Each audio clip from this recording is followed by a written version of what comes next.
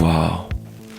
Mashta ko'rayotganinglarning hammasi sizlarga nech pulga tushishini aytsam, hozir mazinglar qochib qoladi. Narxini aytishdan avval bu yoqda nimalar borligini aytaman. Xo'sh, bizda bu yoqda 4 ta katta gamburgerlar, 4 ta Pepsi va 4 ta kartoshka free. Mana shu hammasining narxi nech pul deb o'ylaysizlar? 200 ming emas, 170 ming emas, 150 ming emas, 120 ming emas. Attiga 93 ming so'm. Dastavkasi ham tekin, uyingizgacha olib kelib berishadi. Hozir qanaqa qilib shunaqa buyurtma qilishni o'rgataman. Buning uchun Yandex Go ilovasiga kirib, YEDA bo'limiga kiramiz. U yoqdan Evos'ni topamiz. U yoqdan Yandex Combo Double Burgerni topamiz. Va mana shu kombodan 2 porsiya tanlaysizlar. Ko'rayotganinglarda narxi hali ham qimmatroq. Lekin buyurtma berishdan avval pastga tushganinglarda promokod degan joyi bor. O'sha joyiga men ko'rsatayotgan promokodni kiritasizlar. Ko'rayotganinglarda narxi 93 ming so'mga tushdi, dastavkasi ham tekin, uyingizgacha olib kelib berishadi. Eslatib o'taman, bu aksiya faqat birinchi buyurtmaga ishlaydi. Ya'ni avval umuman buyurtma qilinmagan bo'lishi kerak, o'shanda o'xshaydi. Lekin agar sizlarda buyurtma qilin bo'lgan bo'lsa, ushbu videoni hamma yaqinlaringizga jo'natib qo'yinglar, balki ularda hali buyurtma qilinmagandir.